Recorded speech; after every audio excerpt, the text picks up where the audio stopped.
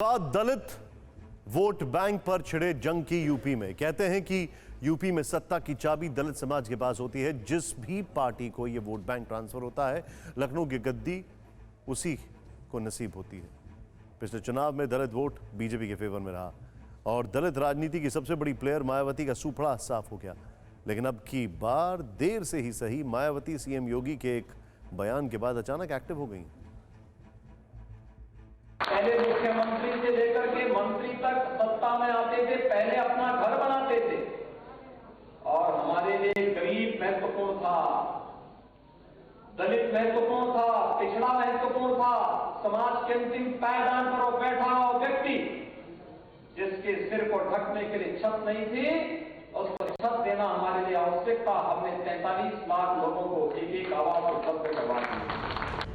CM योगी के इसी बयान के बाद BSP supremo Mayawati active mode में आ गईं। सीएम योगी का नाम लेकर गोरखपुर के मठ पर टिप्पणी कर दी। ट्विटर पर लिखा, शायद पश्चिमी यूपी की जनता को ये मालूम नहीं है कि गोरखपुर में योगी जी का बना मठ, जहां वो अधिकांश निवास करते हैं, वो कोई बड़े बंगले से कम नहीं है। यदि इस बारे में भी बता देते तो बेहतर होता। मठ पर मायावती की टिप्पणी के फौरन बाद सीएम योगी के निजी कार्यालय की टीम एक्टिव हो गई। ट्विटर वॉर शुरू हो गया।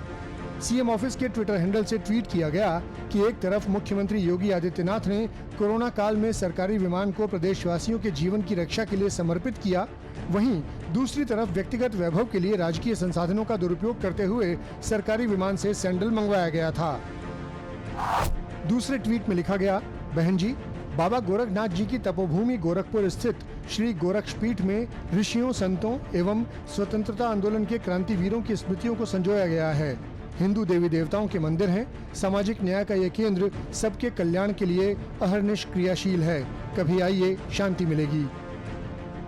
मतलब 2022 के चुनाव में महल और मठ के नाम पर मायावती और सीएम योगी के बीच ट्विटर वॉर छिड़ा और चुनावी माहौल में इस मुद्दे को लेकर सभी सियासी पार्टियां कूद पड़ी। देखिए, योगी आदित्यनाथ जी को बताना चाहिए कि आपने प्रदेश के लिए क्या किया। वो डेवलपमेंट पे बात नहीं कर सकते, भाईचारे पे बात नहीं कर सकते, उत्तर प्रदेश को तरक्की की तरफ ले जाने की बात नहीं कर सकते। तो जो उनके अंदर है वही निकल रहा है। इस तरीके की जबान एक मुख्यमंत्री को जेब नहीं देती है। भारतीय जनता पार्टी से कहूंगा कि बजाय नफरत के बयान देने के 5 साल में आपने क्या किया है जनता को वो बताइए। अगर आपने 5 साल में कुछ काम किया होता तो इस तरीके के बयान देने की जरूरत नहीं पड़ती। अब सवाल उठता है कि 2022 के चुनाव में मायावती अचानक क्यों एक्टिव हो गईं? क्या इस चुनाव में भी इन्हें दलित वोट बैंक के खिसकने का डर सता रहा है? दरअसल यूपी में ओबीसी के बाद सबसे बड़ा वोट बैंक दलित ही है। रिपोर्ट के मुताबिक करीब 21% दलित वोटरों ने जिस पार्टी का दामन थामा, उस पार्टी का चुनाव में बेड़ा पार हुआ। यानी दलित साइलेंट वोटर हैं, लेकिन निर्णायक भूमिका में हैं। आपको बता दें कि 2007 के चुनाव में 89 आरक्षित सीटों में से 61 पर बीएसपी ने जीत दर्ज की थी। तब मायावती की बहुमत की सरकार बनी थी। 2012 के चुनाव में 85 आरक्षित सीटों में से 59 समाजवादी पार्टी ने हासिल की और अखिलेश यादव ने बहुमत वाली सरकार बनाई। 2017 के चुनाव में 84 रिजर्व सीटों में से 71 बीजेपी के खाते में गईं। तब बीजेपी ने प्रचंड बहुमत से सरकार बनाई। पिछले 3 विधानसभा चुनावों में बहुजन समाज पार्टी की सीट और वोट शेयर पर भी गौर करें तो ये साफ नजर आता है कि बीएसपी का जनाधार बहुत ज्यादा खिसका है।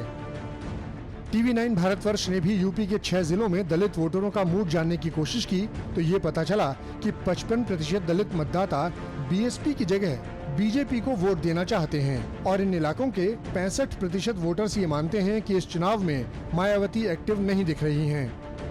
शायद यही वजह है कि सीएम योगी के महल वाले हमले के बाद मायावती सक्रिय दिखीं और उन्होंने मठ पर टिप्पणी कर डाली। तो सवाल यह है कि उत्तर प्रदेश में अब की बार दलित किसे राज दिलाएगा?